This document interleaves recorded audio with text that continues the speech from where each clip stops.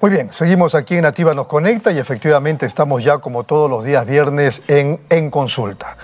Y al margen de saludar la presencia de Víctor Zamora, el exministro de Salud, también queríamos decir que la invitada especial que tenemos el día de hoy es nada menos que Magali Marlitz Blas Blas, doctora en Salud Pública de la Universidad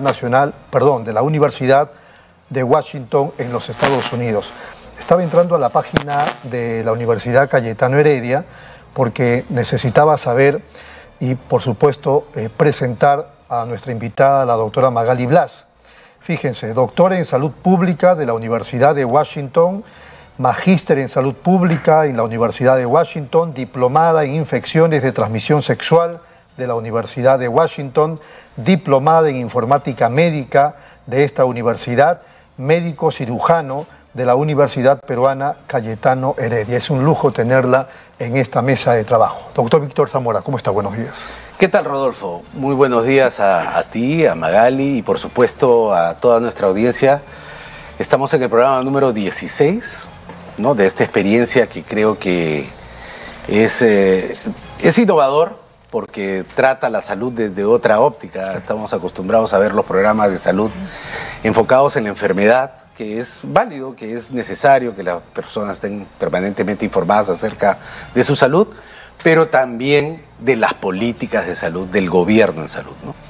Y ciertamente esta semana es una semana difícil para el país, complicada para la política general, a los temas que ya hemos hablado de la recesión económica que vivimos, que se manifiesta ya en el desempleo abierto y la emigración, especialmente de los jóvenes, para buscar un mejor futuro.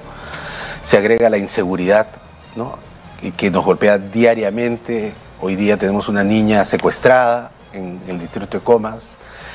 Nuestra solidaridad con la familia que vive este trance tan duro, el incremento de la pobreza. A todos esos elementos que nos golpean en la vida diaria se suma también en la vida diaria, pero nos parece lejanos, la ilegitimidad profunda del gobierno, ¿no?, que lo limita en su capacidad para ejercer justamente políticas públicas, y lo que estamos viendo el día de hoy, el secuestro de nuestra democracia por parte de agentes de diversa laya, ¿no?, que en búsqueda de la defensa de sus intereses particulares están debilitando terriblemente los pocos, magros, pero limitados desarrollos institucionales.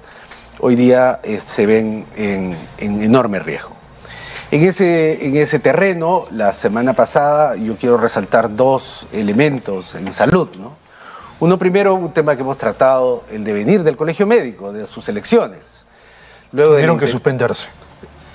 Tuvo que suspenderse. Hubo una intentona por parte de la actual directiva de mantenerse al frente de ese colegio por 6 meses, a pesar de que uno de sus directivos y candidatos se había prácticamente autoinculpado de haber estado en un intento abierto de fraude electoral.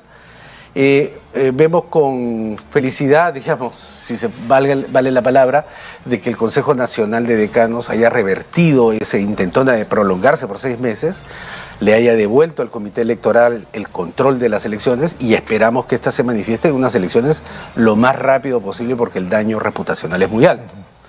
Y en segundo lugar, llama la atención también el silencio ministerial ante las denuncias del pasado fin de semana en el programa Panorama, de que el secretario general del Ministerio de Salud haya sido designado por su amistad con el hermano de la presidenta y se haya minimizado los antecedentes de investigación en serios casos de penales en su historial. El ministro no se ha dado por enterado. No se ha dado por enterado, más bien se ha replegado en el silencio también en la gestión, porque a pesar de que hay noticias, creo que buenas para el sector, de haber incrementado el presupuesto, de haberse solucionado la huelga para bien de los trabajadores. El 13 levantaron la huelga. Efectivamente, el ministro ha preferido mantener un perfil bastante bajo debido a que esta noticia, digamos, golpea en el centro de su propia gestión. Dicho esto, digamos que aparecería que el panorama general y del sector salud no es halagüeño. Y hemos querido invitar a Magali para que nos levante la esperanza, ¿no? De que hay cosas que en este país se hacen en distintos lugares y se hacen bien, ¿no? Magali Blas es profesora e investigadora de la Universidad Peruana Cayetano Heredia. Dirige un proyecto muy exitoso que se denomina Mamás del Río, que busca mejorar básicamente la salud materna y la salud de los recién nacidos que nacen en condiciones muy precarias, básicamente en domicilio. Ella nos explicará en detalle los avances, los logros. Y debido justamente a esos logros en Perú y expandiéndose hacia Colombia, la doctora Magali Blas ha sido considerada una de las personas más influyentes, una de las mujeres más poderosas del país según la revista Forbes. Pero queremos acá resaltar su trabajo científico, su trabajo como médica, su trabajo en estas comunidades. Bienvenida, Magali. Cuéntanos un poco más en detalle en qué consiste Mamás del Río. Bueno, muchísimas gracias por la invitación. Es un placer estar aquí en este programa. Mamás del Río es una iniciativa que nace en el 2015 dentro de la Universidad Peruana Cayetano Heredia, y lo que busca es mejorar la salud de mamás y bebés en áreas rurales, remotas e indígenas de la Amazonía, inicialmente peruana y ahora estamos en la Amazonía colombiana, que son áreas donde ni el Estado ni las instituciones privadas llegan. De hecho, trabajamos en comunidades que no tienen acceso a agua potable, luz ni desagüe, y las mamás y sus bebés tienen que viajar horas por río en una canoa de manera inestable, para poder llegar a un establecimiento de salud que no tiene las condiciones básicas para operar, ni siquiera puede manejar emergencias y tampoco hay personal capacitado ni con pertinencia cultural. La buena noticia que quiero darles el día de hoy es que acabamos de sacar la publicación científica que evalúa el efecto de este programa. Pero primero, ¿qué hacemos en Mamás del Río? En Mamás del Río lo que hacemos es formar capacidades en las comunidades. Y entrenamos a agentes comunitarios de salud, que son personas de la comunidad elegidas en una asamblea y que las representan, para que puedan hacer visitas a las casas de las mamás y los bebés, dando mensajes que promuevan la salud y prevengan enfermedades, adaptadas toda la comunicación al entorno cultural de su población. Y no solo entrenamos a agentes comunitarios, sino también a parteras, personal de salud, y hacemos sensibilización periódica a toda la comunidad para que ellos puedan velar por la salud de las mamás y los bebés. Ahora, lo innovador del programa es que a los agentes comunitarios les damos una tableta con la cual ellos muestran contenido educativo en la forma de videos, por ejemplo, que han sido co-creados con la comunidad y que recogen sus propias historias y que gracias a la tecnología se expanden por kilómetros y kilómetros de río. Y también a través de la tableta colectan información de salud que muchas veces no tiene el Ministerio de Salud ni los gobiernos regionales, porque la mayoría de mujeres, el 65%, da a luz en su casa y solo el 8% de bebés tienen un control en el nacimiento en un establecimiento de salud. ¿Qué es lo que hemos demostrado? Y acá quiero resaltar la importancia de la investigación y de generar evidencia científica que pueda luego alimentar la generación de políticas. Lo que hemos demostrado en una publicación que hemos lanzado hace 2 semanas y ha sido publicada en el Lancet Regional Health Americas, es que Mamás del Río mejora casi todos los indicadores de algo importante que se llama cuidado esencial del bebé. ¿Qué son estos cuidados esenciales del bebé? Son 9 prácticas que todo recién nacido debería tener independientemente de su condición social, lugar de nacimiento, casa, establecimiento de salud en el mundo. Que son básicas. Así es, que son básicas y son normadas por la Organización Mundial de la Salud, son recomendadas por la OMS. Que son, por ejemplo, el control térmico del bebé. Los bebés no regulan su temperatura. Entonces, cuando un bebé nace, debe secarse, debe estar en contacto piel con la mamá y no debe bañarse el primer día que nace. Entonces, ese es el cuidado térmico. El otro cuidado importante es el cordón umbilical, porque el cordón umbilical es la línea directa de ingreso al bebé. Si se infecta el cordón, el bebé se puede morir de una infección generalizada. Entonces, cuando un bebé nace, el cordón debe ser clampado y cortado con un instrumento estéril, no con una tijera oxidada ni con un pabilo. Y además no se le debe aplicar ninguna sustancia dañina al cordón, como hierbas o algún otro insumo. Entonces, el cuidado del cordón umbilical es importante. Y el tercer componente es la lactancia materna. Todos los bebés deberían recibir inmediatamente que nacen lactancia materna y que ésta sea exclusiva e inmediata. El calostro que le dice, ¿no?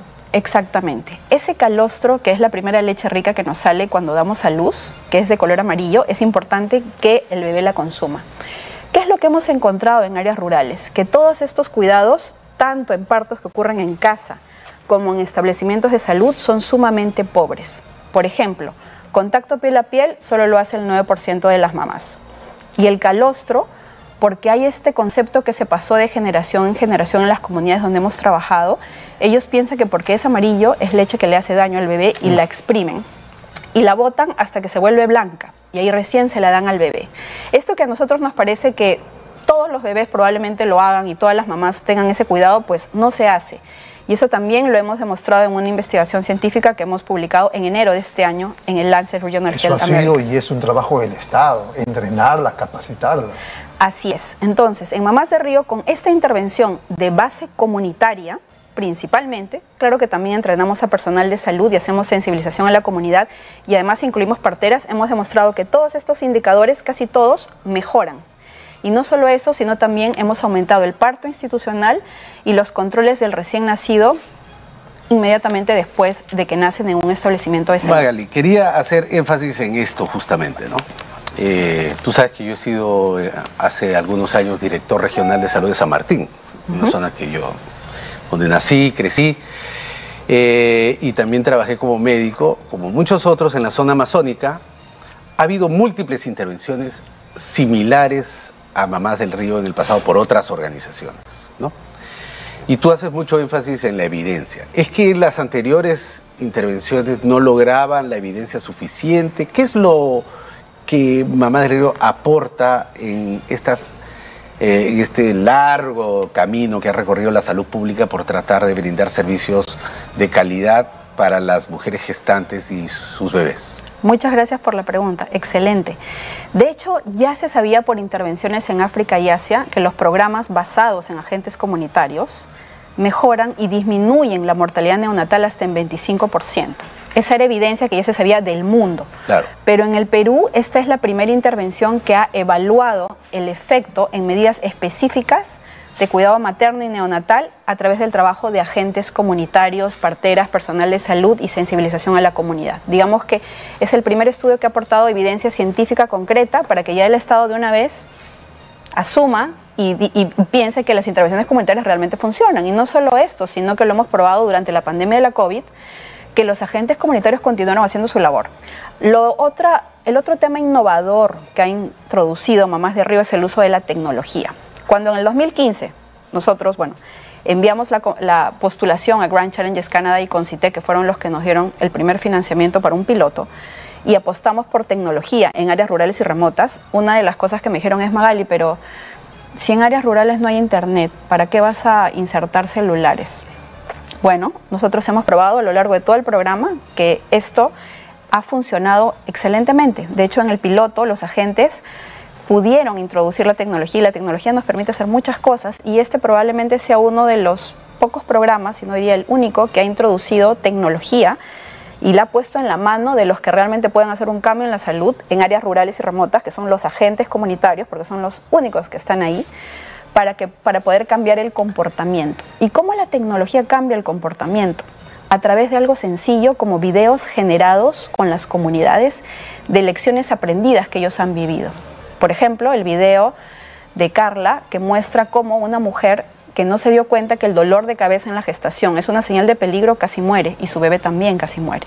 Esto introducido en una tableta es un elemento de comunicación súper poderoso. Una suerte de tutoriales, más o menos, ¿no? Sí, y es un video de una historia. Son narraciones. Narraciones con fotos de las comunidades y audios de las comunidades grabados por ellos mismos con guía a través de un proceso de investigación que también tenemos publicaciones acerca de eso.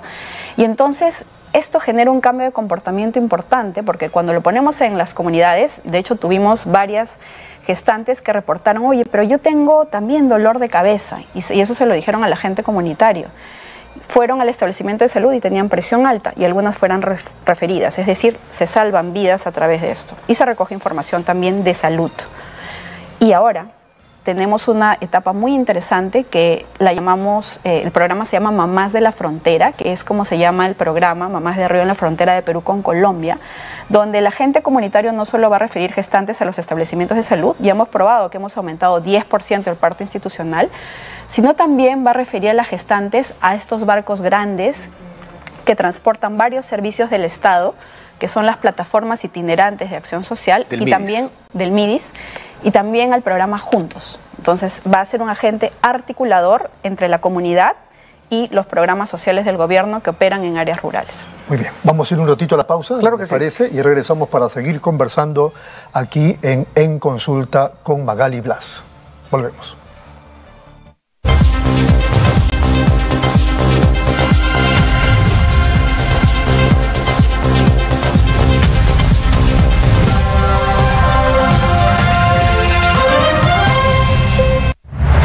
Nueva app de Derrama Magisterial. Maestro y maestra, realiza tus consultas y operaciones en la palma de tu mano. Con el nuevo app Derrama Magisterial podrás realizar tus operaciones en todo momento y desde cualquier lugar. Solicita un crédito, consulta el estado de tu cuenta individual, accede al estado de tus créditos, actualiza tus datos, accede al servicio de asesoría legal gratuita.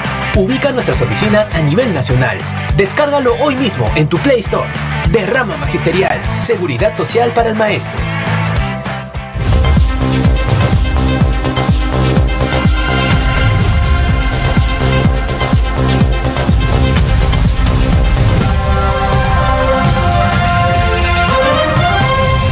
Seguimos en Consulta, estamos conversando con Magali Marlitz Blas, doctora en Salud Pública de la Universidad de Washington en Estados Unidos, a propósito de Mamás del Río, que ya lo ha descrito y muy bien.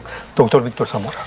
Sí, bueno, interesantísimo saber no solamente del acopio de datos que permiten darle sustento a una futura política pública basada en evidencias, sino de la introducción de la tecnología y cómo ésta puede acelerar los procesos, ¿no? También ha llamado mi atención de que durante el proceso de desarrollo de este proyecto, que ya tiene 7 años, 6... 8 años. 8 años, ¿no? Se ha ido dotando de aliados. Dentro de tu relato has mencionado, por ejemplo, el Ministerio de Relaciones Exteriores, que permite 2 Ministerios de Relaciones Exteriores, el de Colombia también, para poder abordar el tema de las fronteras. También has mencionado al MIDIS a través de sus plataformas de las PIAs, ¿no? Y los tambos también, y los que siempre nos apoyan. Y el programa Juntos. Llama la atención, también las ausencias son notorias. El Ministerio de Salud, ¿cuál es la reacción del Ministerio de Salud frente a los avances y progresos de este proyecto? ¿O del gobierno regional? El Ministerio de Salud ha mostrado interés en varias de sus fases, y acá quiero compartir la gran frustración que creo que no solo yo, sino muchas organizaciones que tratan de buscar que la evidencia se implemente en política pública, que es la gran inestabilidad que hay en los diversos ministerios, y acá quiero resaltar al Ministerio de Salud, porque, por ejemplo, te doy un ejemplo. Cuando estuve trabajando en Mamás de la Frontera para la implementación en Colombia, la misma persona, que es la doctora Mónica Castro, de Protección Social, con la que vengo trabajando 5 años, se mantiene hasta ahora en su puesto, y con ella hemos lanzado la fase 1 de Mamás de la Frontera y hace un mes la fase 2 de Mamás de la Frontera. Sin embargo, el análogo de Mónica Castro habrán sido como 8 personas a lo largo del Ministerio de Salud que han cambiado de puestos. Entonces, buscar sostenibilidad, tratar de buscar que la evidencia se inserte en políticas con un ministerio tan inestable es sumamente complicado y es todo un reto. Claro, una cosa es la inestabilidad, pero también otra cosa puede ser la posición que toma una institución tan medicalizada como es el Ministerio de Salud con relación a la actividad de los agentes comunitarios. Esa siempre ha sido un debate en la salud pública y en las políticas públicas. Trasladar a los agentes comunitarios responsabilidades que les son o de la institución o de ciertos profesionales. Entonces hay una resistencia pasiva o a veces activa de los profesionales a que el agente comunitario tenga muchos roles en la acción curativa o reparativa o la acción de salud. Fíjate que en este caso esa no ha sido la razón, porque varias veces, por lo menos 2, hemos estado cerca de lograr que haya una implementación, pero ha habido un cambio. Entonces, por ejemplo, con el director de salud materna y neonatal estuvimos sumamente cerca, luego lo cambiaron. Luego, y así sucesivamente. Entonces, no siento en el ministerio, sí en otras organizaciones, como un rechazo, pero no en el Ministerio de Salud, ni tampoco en los programas, por ejemplo, del Gobierno Regional de Loreto de promoción de la salud, pero sí de algunos gremios. Pero hay que reconocer, y esto es importante, que todos creo que deberíamos visitar las áreas rurales, que ahí el Estado no está. En kilómetros de río, quien está es el agente comunitario de salud. Eso es bien importante lo que acabas de señalar, ¿no? Hace aproximadamente 30 años, una de cada 2 mujeres en el Perú no se atendía el parto de manera institucional. El parto en el Perú era un parto básicamente domiciliario. Hoy día más del 90% de las mujeres atienden su parto institucional. Y en el área rural, y esto puede sorprender a algunas personas, cerca del 20% de las mujeres, o sea, una de cada 5 mujeres del área rural gestante tiene acceso a una cesárea el día de hoy, ¿no? Después de 30 años, con el Seguro Integral de Salud, con algunas mejoras que se han hecho en la distribución de los recursos, el programa de salud materno-neonatal, todos esos elementos han contribuido a... Entonces, en ese entorno pareciera que no existiese necesidad de atención del parto para las mujeres rurales de las zonas donde usted trabaja. Pero usted me dice que 60% todavía de esas mujeres de las zonas donde está el proyecto todavía tienen parto domiciliario, ¿verdad? Así es, la cifra es 65% y después de 3 años de intervención y la medición ha arrojado que es 76% después. O sea, digamos que hemos mejorado el parto institucional en 11%, pero hay todavía un gran porcentaje de mujeres que da luz en su casa porque no tiene otra opción. No solo eso, sino que no existe pertinencia cultural tampoco en los establecimientos de salud. Entonces es mucho, y yo los invito a visitar áreas rurales, son centros de salud que no tienen agua potable, no tienen luz, no tienen desagüe, muchas veces tienen instrumentos oxidados. Entonces, ¿cuál es la seguridad? Nosotros lo que hacemos es entrenar al agente comunitario para que pregunte a la mujer si va a dar luz en su casa o en un establecimiento de salud, y si ella dice que va a dar luz en su casa, la preparamos para un parto limpio en su casa. Doctora, pero la semana pasada, o esta semana, hemos asistido vía radial, ¿no?, al relato dramático de la muerte de una mujer gestante de Loreto, ¿no?, que viene justamente de una zona rural. Usted nos dice que una intervención de este tipo hubiera... este parto o este tipo de partos, ¿no?, hubiera tenido un destino distinto? Si hubiera habido un agente comunitario que identifique tempranamente las señales de peligro, nosotros entrenamos a los agentes comunitarios para que enseñen a las mujeres todas las señales de peligro que ocurren durante la gestación, el parto y en el recién nacido. Si hubiera habido un agente comunitario que nosotros consideramos que es como un radar de la comunidad, sí, es probable que esa muerte se hubiera evitado. Por eso es que en programas y en lugares rurales y remotos, de todas maneras se necesita un programa con base comunitaria. Tienes que entrenar a la comunidad para que pueda referir tempranamente y no haya esta demora en decidir si voy o no al establecimiento de salud. Y no solo entrenar al agente comunitario, sino también sensibilizar a toda la comunidad, porque como siempre lo digo, si yo estoy sangrando, embarazada en una comunidad, quien va a decidir si voy o no al establecimiento de salud no soy yo, va a ser mi pareja o el líder de la comunidad. Por eso es que es importante trabajar en todos estos componentes. Una pregunta antes, sí. Rodolfo. La doctora se proyecta, digamos, a partir de una experiencia local hacia una política nacional. ¿Cuáles serían las principales recomendaciones a partir de la experiencia de 8 años de trabajo ahí, en términos de política pública? ¿Qué es lo que se haría en esto? O usted, si estuviera en la posición de tomar una decisión nacional, ¿qué decisión tomaría? Yo incorporaría a los agentes comunitarios, sobre todo de áreas rurales y dispersas, en el sistema de salud del país.